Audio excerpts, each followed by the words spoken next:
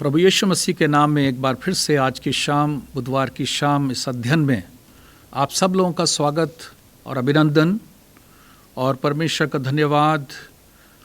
वो अपनी प्रतिज्ञा के अनुसार हमारे बीच में उपस्थित है और अपने वचन के द्वारा, अपने आत्मा के द्वारा हमसे बात करने के लिए।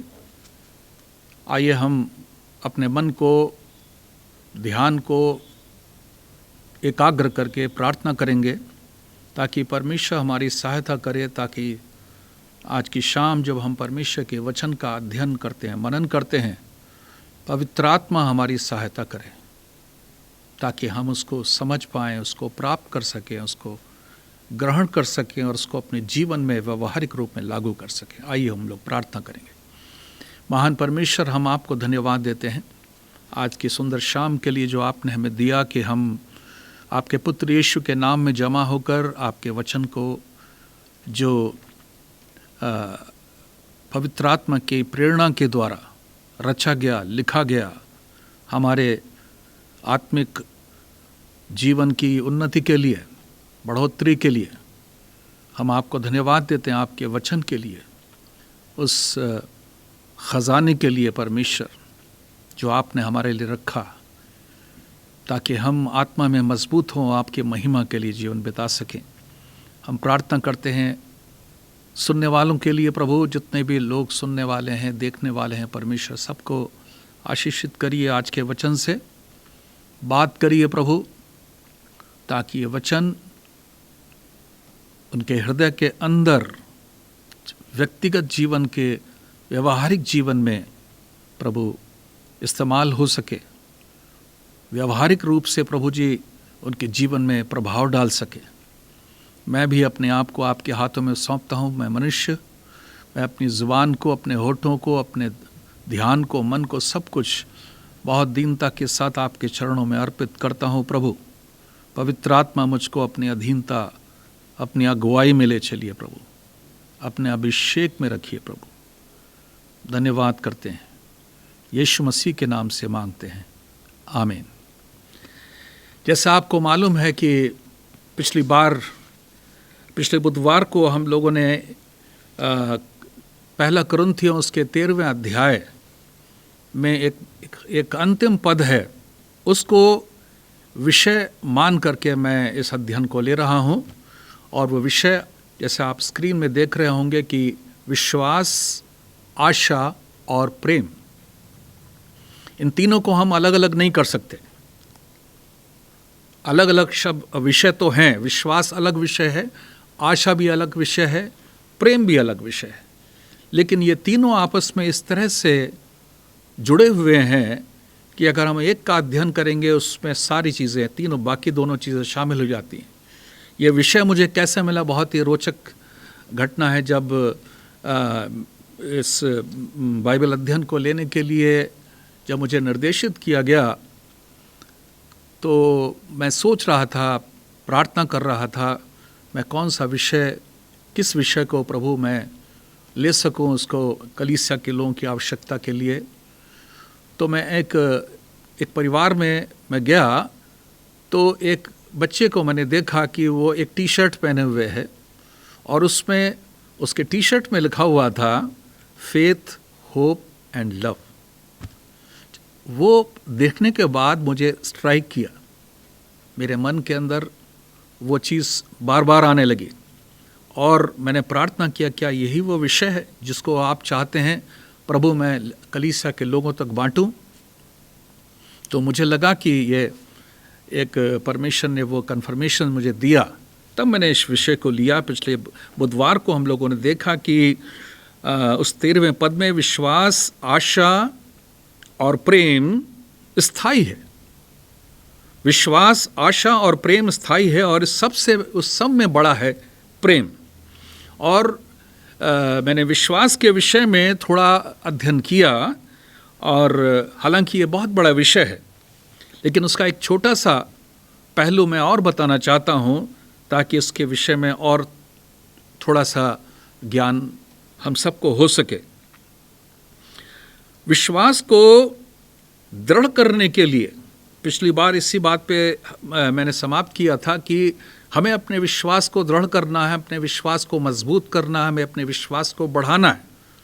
उसके लिए हमें परमेश्वर के निकट समय बिताना है, प्रार्थना में समय बिताना है, वचन को मनन करने में समय बिताना है, पवित्र जीवन बिताना है, अपने मन को, अपने कानों को, आत्मिक कानों को संवेदनशील बनाना है। तो उसके लिए हमें क्या करना है कि पहली बात कि नकारात्मक बातों को नहीं सुनना है। हमारे समाज के अंदर, हमारे परिवार के अंदर, हमारे सर्कल में जिनसे अक्सर लोगों से मिलते हैं तो बहुत सी नकारात्मक बातें सुनने को मिलती हैं। लेकिन जब नकारात्मक बातें आती हैं, ये व्यवहारिक तो है, ये सच्चाई है, नकारात्मक बातें बहुत आती हैं, लेकिन हमको क्या करना है, जितना हो सके उसको अवॉइड करना है, उससे बच करके रहना है, अनसुना करना है। जैसे यीशु एक पद में है, मरकुस रचित सुसमाचार और उसका 5वां अध्याय, उसके 35 और 36 पद में वो जो घटना है, मैं उस पूरी घटना का वर्णन नहीं करूंगा, लेकिन उसमें यीशु ने उस समय जब वो एक नकारात्मक वातावरण हो गया था, नकारात्मक बात आई थी, उस समय यीशु ने कैसे उसको हैंडल किया, कैसे उसको व्यवहार किया, ताकि यीशु उसके सुनने वाले, उसके आसपास के लोगों का विश्वास कमज़ोर ना हो जाए। जब वो लिखा हुआ है 35वें पद में, वो ये कह ही रहा था कि आराधनालय के सरदार के घर से लोगों ने आकर कहा, तेरी बेटी तो मर गई, अब गुरु को क्यों दुख देता है। 36वें पद में लिखा है, जब वो ये बातें कर रहे थे तो यीशु ने उन्हें अनसुनी किया। ओवरहर्ड, अंग्रेजी में लिखा है ओवरहर्ड, मतलब कानों में पड़ तो रही थी लेकिन उसको ध्यान नहीं दिया, उसको अनसुनी कर दिया। अनसुनी करके आराधना के सरदार से कहा, मत डर, केवल विश्वास रख। नकारात्मक बातों को अपने कानों में, अपने मन में, अपने विचारों में बिल्कुल जगह मत दीजिए। अपने कानों को कूड़ादान न बनाइए। अपने समय को उन बातों को सुनने के द्वारा अपने दिमाग के ऊपर जो असर होता है, उस असर को अपने अंदर आने ना दीजिए। अवॉइड करिए उन बातों को, ऐसी जगह से कोशिश करिए हट जाए। हम लोगों से मिलते हैं, लोग फ़ोन से बात करते हैं, लोग अपनी समस्या बताते हैं, ये हो गया, वो हो गया, ये बीमारी, वो बीमारी, बहुत सी बातें बताते हैं, ये समस्या हो गई, वो समस्या हो गई। लोग मिलते होंगे, आपके से बात होती होगी, आप उनकी समस्या को बहुत ज़्यादा गहराई से सुनने के बजाय आप उनको आशा का वचन दीजिए, विश्वास का वचन दीजिए, उससे विश्वास की बात बोलिए। उस समस्या के विस्तार में न जाकर के हम उनको उत्साहित करके ये बताएं कि समस्या का समाधान परमेश्वर में है, समस्या का समाधान यीशु में है, समस्या का समाधान वचन में है, समस्या का समाधान प्रार्थना में है। ऐसे कह करके आप उसको उत्साहित करिए उस व्यक्ति को। ऐसे ही यीशु ने क्या किया, उसको अनसुना कर दिया और कहा, मत डर, विश्वास रख। ऐसा करके उस आराधना के सरदार के विश्वास को कमजोर होने से बचा लिया और मजबूत कर दिया उसको। सुना कि तेरी बेटी मर गई है, यीशु ने भी सुना, हमारा आप भी सुनते हैं। ऐसे में हम क्या करेंगे? हम सुनेंगे नकारात्मक बात, तब भी हम हिम्मत की बात बोलें, सकारात्मक बातों को बोलें। मेरे प्रियो, जब हम लोगों से बात करते हैं, डॉक्टर की बात आती है, ऑफिस की बात आती है, पॉलिटिक्स की, राजनीति की बात आती है, और तमाम तरह की बात आती है, हमें उस डिस्कशन से अपने आप को अलग रखना है। वो डिस्कशन ज़रूर होगा, लोग आपस में बातचीत करेंगे, ये पार्टी, वो पार्टी, ये सरकार, वो सरकार, ये हो रहा है, ये चढ़ाई हो रही है, ऐसा हो गया है, वैसा हो गया है। ऐसे डिस्कशन को जितनी जल्दी ख़त्म करके अपने मन को परमेश्वर के वचन से परिपूर्ण करके विश्वास की, आशा की बातों को बोलना है। न्यूज़ जब आती है, खबरें जब आती हैं, हम टेलीविज़न में देखते हैं, अखबारों में पढ़ते हैं, और यहाँ तक कि मोबाइल में भी न्यूज़ देखते हैं, उस न्यूज़ के ऊपर बहुत ज़्यादा ध्यान न दीजिए। आजकल बहुत सी खराब गंदी खबरें आती हैं, उसमें समय न बर्बाद करिए। ये कान, ये शरीर परमेश्वर का मंदिर है, ध्यान रखें इस बात को। ये शरीर परमेश्वर का मंदिर है। अपने कानों को संसार की, शैतान की उपजाई हुई बातों को अपने कानों में जगह न दे। अपने अंगों को अधर्म का हथियार होने के लिए उनके हाथ में न सौंपें। इसलिए हमेशा सकारात्मक बातों को बोलिए, परमेश्वर की बातों को बोलिए, यीशु की बातों को बोलिए, वचन की बातों को बोलिए, पवित्र आत्मा की बातों को बोलिए। अपने परमेश्वर के साथ, वचन के साथ जो आपके अनुभव हुए हैं उन बातों को आप बांटिए। जब ऐसा होगा तो आपका विश्वास भी कमजोर होने से बच जाएगा। आमीन। और सुनने वालों का भी विश्वास टूटने से, कमजोर होने से बच जाएगा और बढ़ जाएगा। उसको समझ में आएगा, उस व्यक्ति को समझ में आएगा कि ये व्यक्ति, अगर आप ऐसा व्यवहार करेंगे तो उस व्यक्ति को ये समझ में आएगा कि जिससे मैं बात कर रहा हूं ये व्यक्ति इस नकारात्मक बातों में रुचि नहीं लेता, बल्कि एक अलग तरीके से बात करता है, सकारात्मक बात करता है। इतनी निराशाजनक बात में भी एक ऐसी बात करता है जिससे हमें आशा मिलती है। मेरे प्रियो, हमें इस बात को परमेश्वर के साथ संगति रखने और परमेश्वर के वचन को मनन करने और प्रार्थना अधिक करने के द्वारा इस प्रकार की प्रवृत्ति हमारे अंदर उत्पन्न हो सकती है। और ये तभी होगा जब हम परमेश्वर के साथ एक गहरा रिश्ता, एक मजबूत रिश्ता परमेश्वर के साथ बना के रखेंगे। तब परमेश्वर कहेगा कि ये धर्मी जन मेरे साथ, अगर इब्रानियों की पुस्तक उसका 10वां अध्याय 38 पद को और हबक्कुक की पुस्तक 2 अध्याय 4 पद को, दोनों को एक साथ अगर हम निकालेंगे तो हमें इन दोनों पदों को दोनों को मिलाकर के ये समझ में आएगा कि मेरा धर्मी जन विश्वास से जीवित रहेगा। मेरा धर्मी जन विश्वास से जीवित रहेगा। और हबक्कुक में अगर हम देखते हैं कि धर्मी जन अपने विश्वास के द्वारा जीवित रहेगा। इन दोनों को यदि मिला दें, हम उसमें घटा बढ़ा नहीं रहे, लेकिन अगर आप इन दोनों पद को अगर मिला करके एक वाक्य बनाएं, तब वो वाक्य आएगा, मेरा धर्मी जन अपने विश्वास से जीवित रहेगा। क्या परमेश्वर मेरे लिए, आपके लिए ऐसा कहता है कि ये मेरा धर्मी जन है? परमेश्वर के सामने हम परमेश्वर के सम्मुख एक धर्मी जन के रूप में हैं। हो सकता है दुनिया के लोग, आपके परिवार के लोग, आपके मित्रगण जो आपके नज़दीकी लोग हैं, आपके साथी लोग कहते होंगे कि ये बहुत अच्छा व्यक्ति है, और संसार के लोग कहते होंगे ये बहुत अच्छा व्यक्ति है, बहुत अच्छी बातें बोलते हैं, बहुत अच्छी प्रार्थना करते हैं, बहुत अच्छी इनको वचन का ज्ञान है, और ये बहुत अच्छे पुरुष हैं, बहुत अच्छी महिला है, ये धर्मी महिला है, धर्मी जवान है, धर्मी पुरुष है, और एक धर्मी परमेश्वर का सेवक है। हो सकता है दुनिया के लोग कहते होंगे, लेकिन क्या परमेश्वर ये कहता है कि ये मेरा धर्मी जन है? ये धर्मी जन मेरा अपना धर्मी जन है?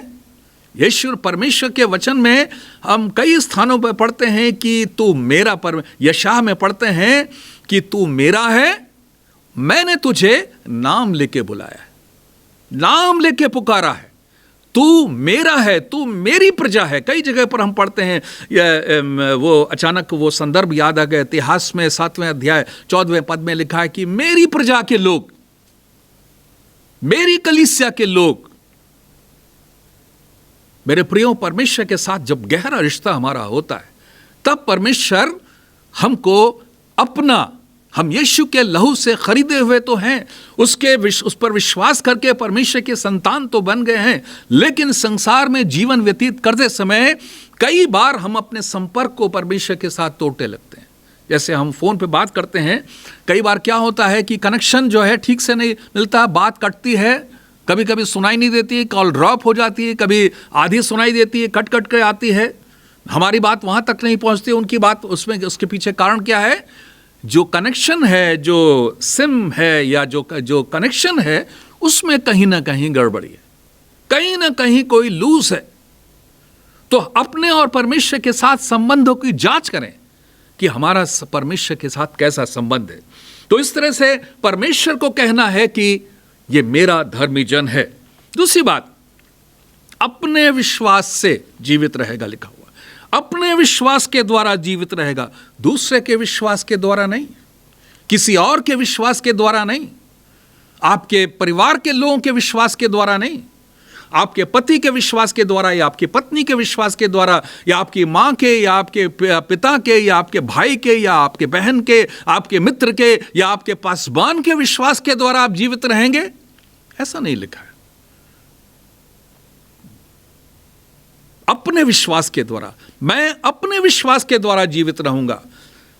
संसार में, इस दुनिया में जीते समय परमेश्वर के लिए एक अच्छा जीवन, एक उदाहरण से भरा हुआ जीवन, एक जयवंत जीवन, एक नमूने से भरा हुआ जीवन, एक ऐसा जीवन जिसके द्वारा परमेश्वर को महिमा मिले, एक ऐसा जीवन जिसको देख करके परमेश्वर कहे ये मेरा प्रिय पुत्र है, इससे मैं अधिक प्रसन्न हूं, वो ऐसा जीवन, तब हम कह सकते हैं कि मैं अपने विश्वास से, आप अपने विश्वास से जीवित रह पाएंगे। ऐसे वातावरण में, ऐसे माहौल में, जब लोगों का विश्वास कमजोर हो रहा है, लोग अपना विश्वास को खो रहे हैं, लोग निराश हो रहे हैं, लोग ठोकर खा करके लोग बहक जा रहे हैं, झूठी शिक्षाएं, गलत बातें, तमाम अधर्म की बातें लोगों को अपनी तरफ खींच रही है।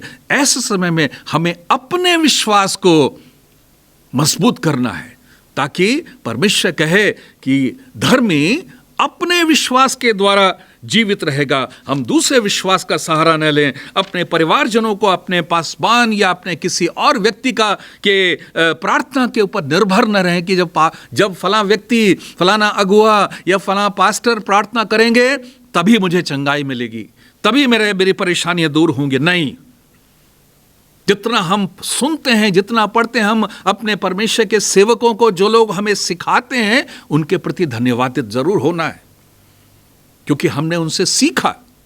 लेकिन सीखने के बाद कितने दिन तक हम उनकी उंगली पकड़ के चलेंगे? एक बच्चा कितने दिन तक अपने माता पिता की उंगली पकड़ करके स्कूल जाएगा? एक समय आएगा, माँ बाप उसको अपने पैरों पे चलने के लिए, अपने आप काम करने के लिए, अपने आप सारे अपने जीवन के काम करने के लिए उसको प्रशिक्षित करेंगे, ट्रेन करेंगे, तब माता पिता खुश होते हैं।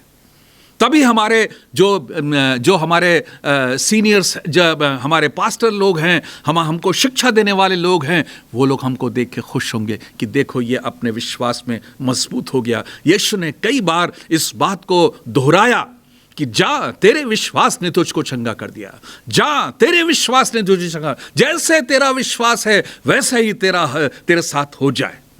हमें अपने विश्वास के द्वारा, अपने विश्वास के बारे में मजबूत होना है। हम कभी अपने विश्वास के बारे में सोचते नहीं हैं, अपने विश्वास के द्वारा ही हमें जीवित रहना है। तो आइए हम अपने विश्वास को परमेश्वर के वचन को पढ़ने के, अधिक समय बिताने के द्वारा, उसमें दृढ़ होने के द्वारा, जिसके द्वारा हम इस उपद्रव में, महामारी में, पाप में, अन्याय के समय में, भय के वातावरण में जीवित रह सकें। और हम कह सकें, क्या कह सकें? भजन संहिता 23वां अध्याय 23 और उसका 4था पद, उसमें क्या लिखा हुआ है कि चाहे मैं घोर अंधकार, हम विश्वास से, हमारे मुंह से यह निकलना चाहिए कि चाहे मैं घोर अंधकार से भरी हुई तराई से होकर गुजरूं तो भी हानि से न डरूंगा। ये पद मुझे बहुत अच्छा लगता है, क्योंकि तू मेरे साथ रहता है। तू मेरे साथ रहने का मतलब परमेश्वर का वचन मेरे साथ रहता है, तेरा सोंटा मेरे साथ रहता है, तेरी लाठी मेरे साथ रहती है, मुझे कोई चिंता नहीं, मैं हानि से नहीं डरूंगा, चाहे कितनी भी विपरीत परिस्थिति क्यों ना हो जाए। मेरे प्रियो, चाहे आप अपने जीवन में कैसी भी विपरीत परिस्थितियों से होकर गुजरे, अगर आपके साथ परमेश्वर का वचन है, अगर आपके साथ परमेश्वर की वाणी है, यदि आपके साथ परमेश्वर का आत्मा है, यदि आप परमेश्वर के साथ गहरे संबंध में हैं, तो आप कह सकेंगे, आप भी कह सकेंगे कि मैं हानि से नहीं डरूंगा, क्योंकि परमेश्वर का वचन हमारे विश्वास को मजबूत करता है, दृढ़ करता है, हमें बल देता है, हमें सामर्थ देता है, हमें शक्ति देता है, जिसके द्वारा मैं शारीरिक रूप से, मानसिक रूप से, आत्मिक रूप से, हर तरह से हम स्वस्थ स्वस्थ रहेंगे, जीवंत रहेंगे, जयवंत रहेंगे। आमीन, हालेलुया, हालेलुया। हम आगे बढ़ते हैं। अब जो विषय है, अगला विषय है, वो है आशा। मेरा विषय क्या? विश्वास, आशा और प्रेम। अगला विषय है आशा। आइए हम उस विषय के ऊपर चलते हैं कि आशा, अंग्रेजी में जिसको होप कहते हैं या उर्दू में उसको उम्मीद कहते हैं, और आम बोलचाल की भाषा में आस कहते हैं। इस अंधकार से भरे हुए संसार में, मेरे प्रियो, इस अंधकार से भरे हुए संसार में, नकारात्मक बातों के बीच में, संसार में कहीं भी हमको आशा नहीं मिलेगी। परिवार के लोगों से हमें आशा नहीं मिलेगी। धन दौलत, रुपया, पैसा, उससे हमें आशा नहीं मिलेगी। इस दुनिया के कानून और व्यवस्था से हमें आशा नहीं मिलेगी। चिकित्सा विज्ञान, मेडिकल साइंस, इसमें भी हमको आशा, डॉक्टर्स जो है आखिर में कह देते हैं कि अब ऊपर वाला ही जाने, हमने अपनी पूरा काम कर दिया। वहां भी हम निराश हो जाते हैं, आशा नहीं मिलती। मौसम से भी कोई आशा नहीं है, मौसम कब कैसा हो जाए किसी को कोई आशा नहीं। एक कहानी मुझे याद आती है, हो सकता है आपने भी सुना हो, कि एक व्यक्ति था, उसकी 2 बेटियां थीं। एक बेटी की शादी, दोनों बेटियों की शादी गांव में हुई। एक बेटी की शादी जो है वो एक ऐसे व्यक्ति से है जो बर्तन बनाने वाला काम करता था। बर्तन बनाना, आपने यिर्मयाह की उसके 18वें अध्याय में आपने पढ़ा होगा, वो क्या शब्द, बर्तन बनाने का काम, कुम्हार जिसको बोलते हैं, उसको बर्तन बनाने का काम करता। और दूसरी बेटी की शादी एक किसान से हुई, किसान के बेटे से हुई। और एक ऐसा संयोग हुआ कि दोनों, ये पिता जो है, दोनों के घर मिलने के लिए गए, खुशी खुशी गए। जब जाते हैं तो देखते हैं कि वो बेटी और उसका पति दोनों आस लगा करके, आसमान की तरफ आस लगा करके बैठे हुए। उसके बाद उससे पूछते हैं कि क्या हुआ तुमको? उसने कहा कि मैं चाहती हूं कि बारिश ना हो, ताकि मेरे बर्तन जो मैंने बनाए हैं, हम लोगों ने बनाए हैं, वो बारिश से भीग ना जाएं और बर्बाद ना हो जाएं। ठीक है, मैं उसके लिए प्रार्थना करूंगा। पिता ने ऐसे बोल दिया। उस बेटी ने कहा, उसके पति ने कहा कि मैं हमारे लिए प्रार्थना करिए, ताकि बारिश अगर हो जाएगी तो सारे बर्तन बर्बाद हो जाएंगे, हमारी मेहनत बर्बाद हो जाएगी, बहुत पैसा बर्बाद हो जाएगा, इतने दिन का परिश्रम बर्बाद हो जाएगा। ठीक है, वहाँ से बात करके उसके बाद अपनी दूसरी बेटी के पास गए। वहाँ भी देखा कि उनकी बेटी और उसका पति दोनों आसमान की तरफ आस लगाए बैठे हैं, मुंह खोल करके, हाँ ऐसे करके बैठे हुए। उससे पूछा कि क्या हुआ बेटा, क्यों चिंता में बैठी हो, क्यों चिंता में ऐसे बैठी हो बेटा? तो उन्होंने कहा कि पिताजी, हमें बहुत चिंता हो रही है, हम आस लगाए हुए बैठे हैं कब बारिश होगी, तो जो खेत जो है जिसमें बीज बोया है उसमें सिंचाई हो पाएगी और अच्छी फसल हो जाएगी। जब उन्होंने ऐसा सुना तब बहुत, वो पिता जो है था बहुत असमंजस में पड़ गया कि मैं अपनी पहली एक बेटी, इस बेटी के लिए प्रार्थना करूं कि बारिश ना हो, इस बेटी के लिए प्रार्थना करूं कि बारिश हो जाए, मैं किसके लिए प्रार्थना करूं, कैसे प्रार्थना करूं? तो वो घर वापस गया तो सोचने लगा कि मैं कैसे प्रार्थना करूं। तो उसने परमेश्वर ने, हो सकता है उसको बुद्धि दी, उसने प्रार्थना किया कि प्रभु मुझे आशा है उस बारिश की। उसने कहा मुझे आशा है, मुझे उम्मीद है, मुझे होप है, मुझे आशा है उस बारिश की जो मेरी बेटी के खेत को सींच कर उसको हरा भरा कर दे, और मुझे आशा है उस छांव की जो मेरी बेटी के बर्तन सुखा दे। प्रभु ने ऐसा ही किया, प्रभु ने ऐसा ही किया। आपने देखा होगा, शहर में अक्सर हम लोग महसूस करते हैं कि एलडीए कॉलोनी में जो है बहुत तेज बारिश हो रही, झमाझम, यहाँ तक पानी हो गया, और जब हजरतगंज की तरफ आते हैं इधर बिल्कुल सूखा। ऐसा ही परमेश्वर ने कर दिया कि उसके खेत में बिल्कुल पानी नहीं, उसके जहाँ पर उसके बर्तन रखे तो वहाँ पर बिल्कुल पानी नहीं गिरा, और उसके खेत में, दूसरी बेटी की खेत में अच्छी तरह से पानी बरसा और वो धन्य होकर, आशीषित होकर के किया। मेरे प्रियो, हर इंसान अपने जीवन में जो काम करता है उसमें किसी भले की आशा करता है। उस आशा, उस उम्मीद में हम इस संसार में, भौतिक संसार में किसी चीज के ऊपर आशा नहीं कर सकते हैं। हम केवल परमेश्वर के ऊपर आशा कर सकते हैं, केवल परमेश्वर की बातों के ऊपर विश्वास कर सकते हैं, केवल परमेश्वर के ऊपर आशा लगाकर हम अपने जीवन में आगे बढ़ सकते हैं कि परमेश्वर का वचन हमसे किस तरह से क्या कहता है। आइए हम देखें भजन संहिता 27वें अध्याय उसके 14वें पद में। भजन संहिता 27वें अध्याय उसके 14वें पद में क्या लिखा हुआ है। जो घटना मैंने सुनाई, मैं सोचता हूं कि ये पद उसके लिए बहुत ही लागू होगा। लिखा है कि यहोवा की बाट जोता रहे। बाट जोने का मतलब क्या है? आशा लगाए रख। बाट जोने का मतलब आशा लगाए रख। हियाव मान, तेरा हृदय दृढ़ रहे, यहोवा की ही बाट जोता रहे और किसी के नहीं।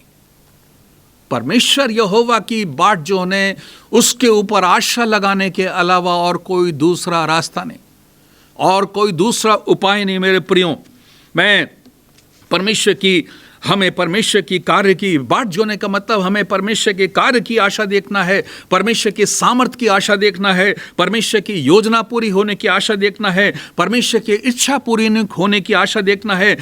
यह आशा देखना है कि परमेश्वर की शांति हमारे जीवन में आए, परमेश्वर का आनंद में हमारे जीवन में आए। इन बातों की आशा देखना है। हम भौतिक चीजों की आशा तो देखते हैं। हम 3 ऐसे उदाहरण हम देखेंगे जिस दिन 3 व्यक्तियों, तीन लोगों के जीवन के अंदर कि किस प्रकार उन्होंने आशा रखी और वो अपनी आशा में मजबूत रहे, बलवंत रहे। हम निराश न हों परंतु साहस न छोड़ें। मेरे साथ निकालिए 12वां अध्याय, उस इब्रानियों 12वां अध्याय और उसके दूसरा और तीसरा पद। इब्रानियों 12वां अध्याय उसका दूसरा और तीसरा पद। इसमें लिखा है, हम पहले तीसरे पद को देखेंगे। इसलिए उस पर ध्यान रख करो, यीशु पर ध्यान करो। इसलिए यीशु पर ध्यान करो जिसने अपने विरोध में पापियों का इतना विरोध सह लिया कि तुम, यानी कि हम निराश होकर साहस ना छोड़ें, यानी कि हम आशा रहित होकर के हम हिम्मत ना तोड़ दें। इसलिए यीशु ने पापियों का इतना विरोध सह लिया हमारी आशा के लिए। और दूसरे पद में क्या लिखा है कि हम विश्वास की कर्ता और सिद्ध करने वाले यीशु की ओर ताकते रहें, कि जिसने उस आनंद के लिए जो उसके आगे रखा था, यीशु ने भी आशा रखी। जानते हैं कौन सा आनंद? किस प्रकार के आनंद? परमेश्वर के दाहिनी ओर बैठने के आनंद की आशा में उसने क्या किया? लज्जा और क्रूस का दुख सह लिया।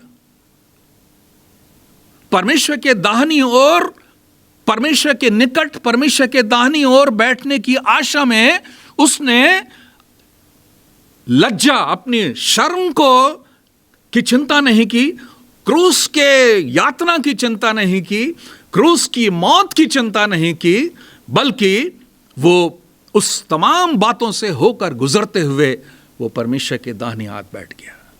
यीशु हमारे लिए एक बहुत बड़ा उदाहरण। यीशु, जिस तरह से यीशु ऐसे अनुभव से गुजरा, मेरे प्रियो, हमारे भी जीवन में इसी तरह के अनुभव हो सकते हैं। हमें अपना क्रूस उठाकर, परमेश्वर के वचन में पढ़ते हैं कि जो यीशु स्वयं के इस बात को कहते हैं, क्या कहते हैं कि जो मेरे पीछे अपने क्रूस को उठाकर ले चलता है, मेरे पीछे आता है, वही मेरे चेले बनने के योग्य है। किस आशा में? परमेश्वर के साथ हमेशा की संगति, परमेश्वर के दाहिने ओर बैठने के लिए, परमेश्वर में हमेशा के लिए, परमेश्वर अनंत जीवन के लिए हमें उस क्रूस को उठा करके इस आशा के साथ चलना है कि हमें वो अनंत जीवन मिलेगा। उसके लिए हमें क्रूस को भी उठाना पड़ा। हमें उस क्रूस का दुख भी यीशु ने सह लिया, उस निंदा को भी उसने सह लिया, उसने उस लज्जा को भी सह लिया, उसने लोगों के उपहास को, लोगों के मजाक को, सब कुछ सह लिया। किस आशा में? परमेश्वर के दाहिनी ओर सिंहासन के, परमेश्वर के दाहिनी तरफ बैठने की आशा में उसने किया। दूसरा उदाहरण मूसा का, इब्रानियों 11वां अध्याय उसके 26वें पद को निकालें।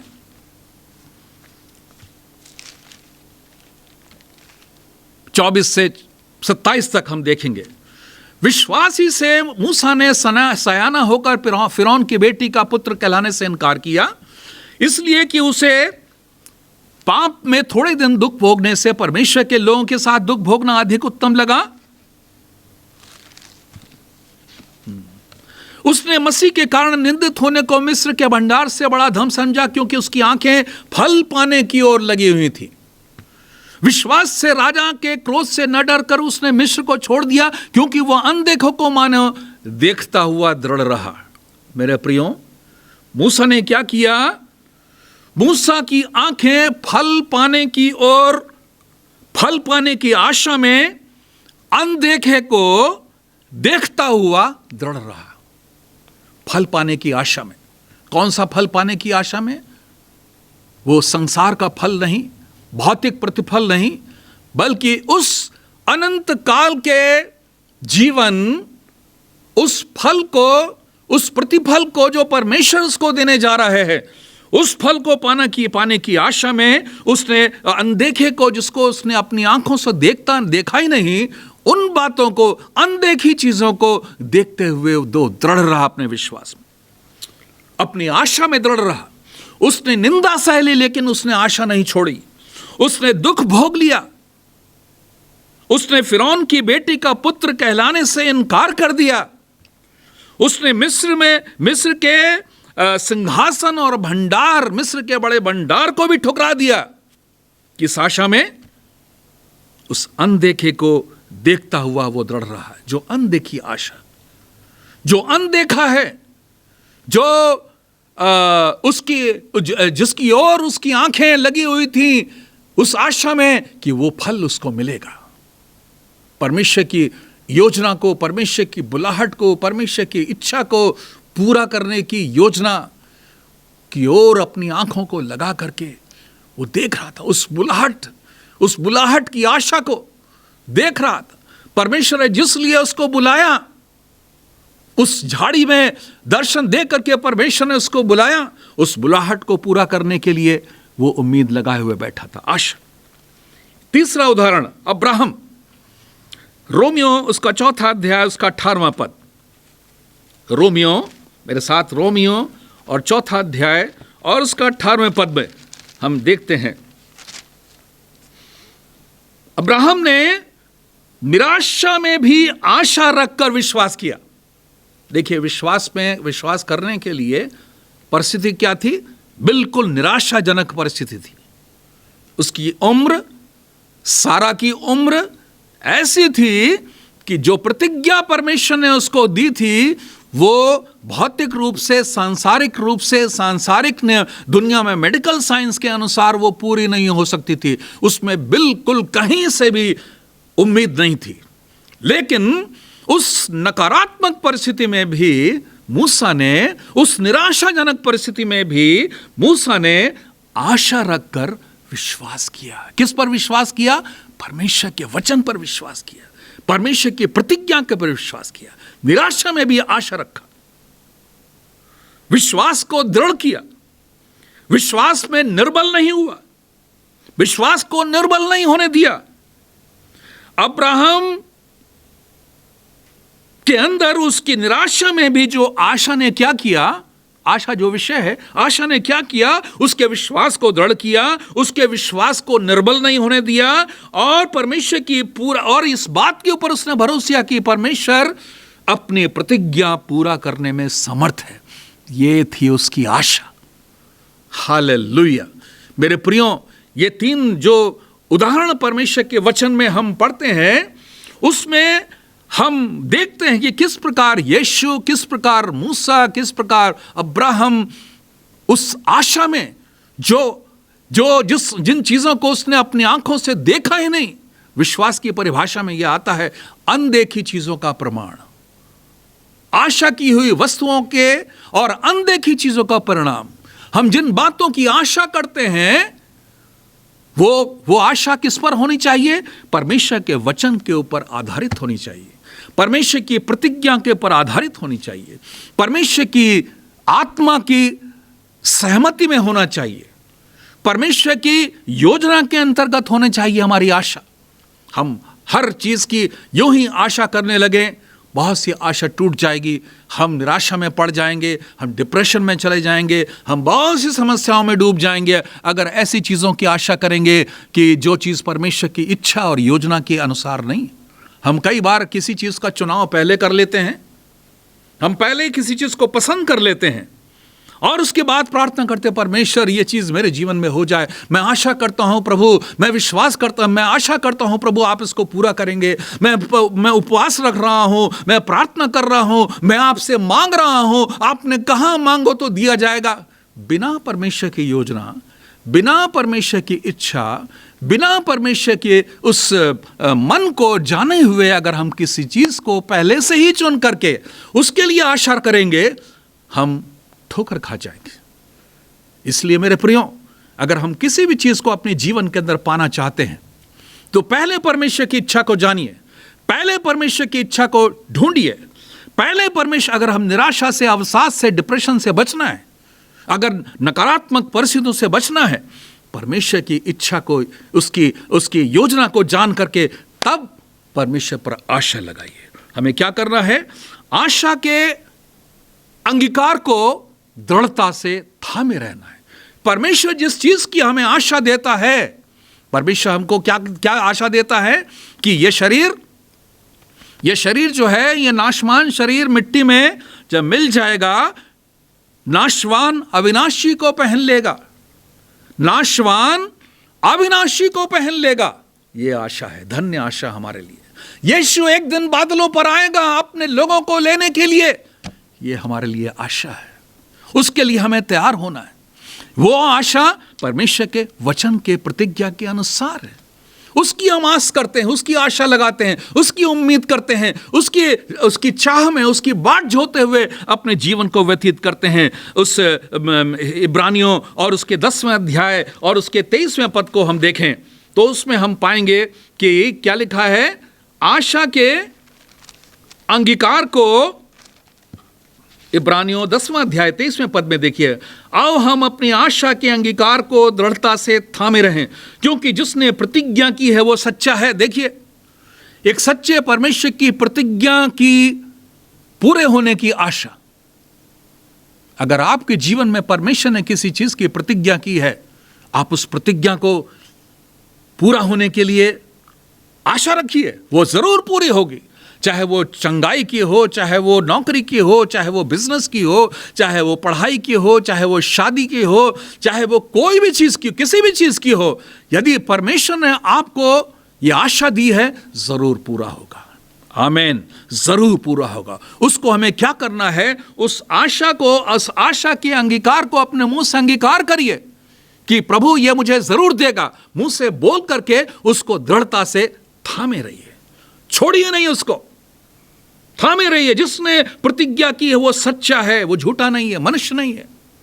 और क्यों ये करना है कि कौन से समय के लिए? ज्यों ज्यों उस दिन को निकट आते देखो। यीशु के, प्रभु के आगमन के समय का निकट आते हुए देखते समय हमें अपनी आशा के अंगीकार को दृढ़ता से थामे रहना है। ये घटनाएं जो इस समय हो रही हैं, ये वातावरण जो हम देख रहे हैं, पाप और अधर्म की जो घटनाएं, गंदी गंदी बातें, बहुत ही अधर्म की बातें चारों तरफ हो रही हैं, इन सारी बातों के बीच में एक ही आशा हमारे लिए कि प्रभु यीशु आएगा, हमको ले जाएगा, हमें इस संसार के इस नकारात्मक माहौल में, इस दुख भरे माहौल में, जहां चारों तरफ मृत्यु अंधकार की घाटी के माहौल में हमको बहुत अधिक रहने समय जीने की आवश्यकता नहीं। हम इस संसार में जब तक जिएंगे, एक जयवंत जीवन जिएंगे, एक मजबूत जीवन जिएंगे, एक उदाहरण से, नमूने से भरा हुआ जीवन जिएंगे, संसार से अलग जीवन जिएंगे। संसार में रह करके संसार की तरह जीवन नहीं बिताएंगे, संसार के होकर जीवन नहीं बिताएंगे, हम परमेश्वर के जन होकर के जीवन बिताएंगे। ये हमारी आशा है। अंत में इब्रानियों उसके 6 अध्याय उसके 8 से उसके 18 और 20वें पद को हम देखते हैं।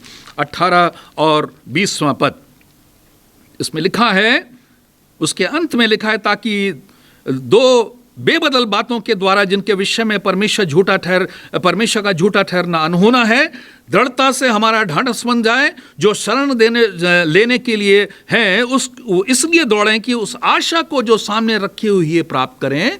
वो आशा हमारे प्राण के लिए लंगर है जो स्थिर और दृढ़ है और पर्दे के भीतर तक पहुंचता है। ये आशा जो हमारे लिए है वो क्या है? लंगर है, एंकर जिसको बोलते हैं, जो जहाज को रोकने के लिए चट्टान के पास, गहरे चट्टान में जाकर के उसको लोहे का होता है, उसको वो डाल देते हैं और तब वो जहाज जो है वो लहरों में भटकता नहीं। लंगर होता है, उसको अंकुश कहते हैं उसको, या उसको एंकर कहेंगे अंग्रेजी में। पर यीशु हमारे लिए वो महायाजक के रूप में आगे लिखा हुआ है कि यीशु ने मल्कीसेदेक की रीति पर सदा काल का महायाजक बनकर हमारे लिए अगुआ के रूप में प्रवेश किया। वो हमारा महायाजक यीशु एक लंगर के रूप में, वो आशा यीशु में जो हमारी आशा है वो एक लंगर के रूप में वो कहां पहुंचाएगा? पर्दे के भीतर, महापवित्र स्थान में, परमेश्वर की उपस्थिति में पहुंचने जाने का हियाव यीशु के साथ हमको मिलता है। वो हिम्मत हमको यीशु उस पवित्र स्थान में, महापवित्र स्थान में पहुंचने के मिलता है। इसलिए मेरे प्रियो, संसार के आंधी और तूफान में हमारे जीवन रूपी जहाज का लंगर यीशु के रूप में एक आशा प्रदान करती है कि हम उस महापवित्र स्थान में, उस अनंत जीवन में प्रवेश कर जाएं। मेरे प्रियो, इस संसार में जीते समय हम इन आशा की, उस परमेश्वर की उस आशा को कभी न छोड़ें। परमेश्वर के वचन और उसकी आत्मा को, उसकी उपस्थिति को थाम के रखें। आशा के अंगीकार को दृढ़ता से थामने का अर्थ यह है कि हम परमेश्वर की उपस्थिति से थोड़ा सा भी इधर उधर ना हो, अपने आप को इधर उधर बाएं दाएं कहीं ना ले जाएं। केवल हमारी आंखें यीशु की ओर, हम अपनी यीशु की ओर ताकते रहें जो विश्वास का करता है। वो हमको आशा देने वाला है, हमारे आशा को मजबूत करने वाला है, हमारी आशा को पूरा करने वाला है। मेरे प्रियो, इसलिए इस दुख भरे संसार में, नकारात्मक संसार में, बीमारी से भरे संसार में, पाप और अधर्म से भरे संसार में हमको हिम्मत देने के लिए, हमको सामर्थ देने के लिए, हमको शक्ति देने के लिए यीशु एक आशा का लंगर है जो हमको